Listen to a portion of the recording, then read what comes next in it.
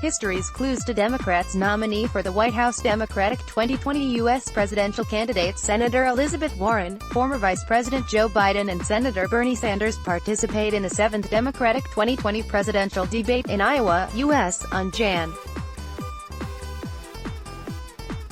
14, 2020. Reuters, short URL https://arab.news/r7d54. With U.S. President Donald Trump's impeachment trial now underway in the Senate, the Democratic presidential candidate nomination contest is entering maximum velocity, with the Iowa caucuses on the horizon. While the outcome of the race remains highly uncertain, with several candidates who could still win, history indicates there are patterns to previous races that favor Joe Biden or Bernie Sanders. The past few decades of U.S. political history suggests the victor in nomination contests for both major parties frequently leads national polls of party identifiers on the eve of the first presidential nomination ballot in Iowa, which for the Democrats is this year on February 3, and/or also raises more campaign finance than any other candidate in the 12 months before election year, from 1980 to 2016, for instance, the eventual nominee in about half the Democrat and Republican nomination races contested, that is, in which there was more than one candidate, was the early frontrunner by both of these two measures. This was true of Democrat Hillary Clinton in 2016, George W. Bush the Republican candidate in 2000, Al Gore, the Democrat nominee in 2000, Bob Dole, the Republican candidate in 1996, Hillary's husband Bill Clinton, the Democrat nominee in 1992, George H.W.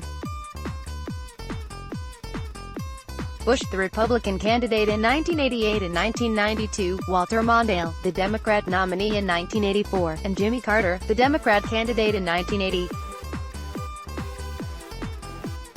Moreover, in at least 4 partial exceptions to this pattern, the eventual presidential nominee led the rest of the field on one of the two measures. This was true of Republican nominee Trump in 2016, Republican Mitt Romney in 2012, Democrat Michael Dukakis in 1988, and Republican Ronald Reagan in 1980. For instance, in the race for the 2016 Republican nomination, Trump led a majority of national polls of Republican identifiers from summer 2015 into election year in 2016. While he was not the leading fundraiser from external donations among the Republican field, he was well-positioned on the money side of the ledger too, because the billionaire businessman self-financed much of his campaign before becoming the official Republican nominee in July 2016. Turning to the Democratic contest in 2020, Joe Biden led nationwide polls for much of 2019, into the new year too, and also raised a lot of money, as would be expected of a former vice president with extensive political connections right across the U.S., but it was Socialist Senator Bernie Sanders, who was often second in national polls,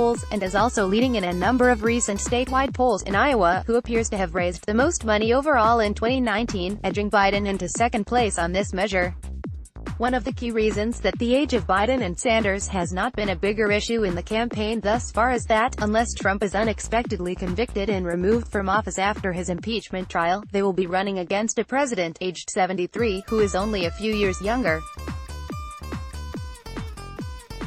Andrew Hammond on both the fundraising and national poll measures. This points to Biden and Sanders as the early favorites. However, both have some key potential weaknesses, not least their respective ages of 77 and 78, and the race is therefore much more fluid at this stage than in 2016, which was Clinton's contest to lose. If either Biden or Sanders is selected, they would be the oldest presidential nominee in U.S. history, and Sanders had a heart attack last year too. This is one reason there is some speculation that if either wins the presidency, they may seek the White House for one term only, and/or announce much earlier than normal in the campaign cycle their preference for a younger, vice presidential running mate. One of the key reasons that the age of Biden and Sanders has not been a bigger issue in the campaign thus far is that, unless Trump is unexpectedly convicted and removed from office after his impeachment trial, they will be running against a president aged 73, who is only a few years younger, so the age issue may therefore be neutralized in this election, and there is a real possibility of the first ever clash of septuagenarian Democrat and Republican candidates in U.S. history. While Sanders, who ran in 2016, and Biden, who ran in 1988 and 2008, are, by some measures, the early frontrunners, they are not the prohibitive favorites that Clinton was in 2016, and the tide could yet turn decisively against them. Other Democrats who could yet break out decisively from the remaining pack in the forthcoming contest are Senator Elizabeth Warren, 70, Mayor Pete Buttigieg, 37, Senator Amy Klobuchar, 59, and businessmen Michael Bloomberg, 77, Tom Steyer, 62, and Andrew Yang, 45.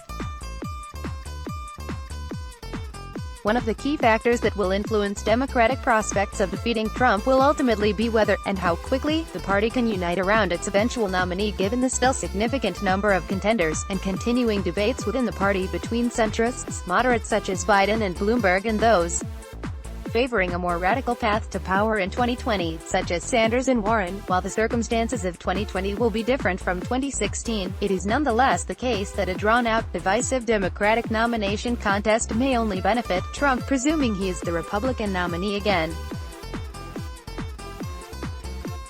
Indeed, this may even prove the key tipping point in another tight general election contest in which the president already has the political tailwinds of an economy now in its longest-ever growth cycle. Andrew Hammond is an associate at Al-Ahsa Ideas at the London School of Economics. Disclaimer: views expressed by writers in this section are their own and do not necessarily reflect Arab News' point of view. Let's block ads. Why?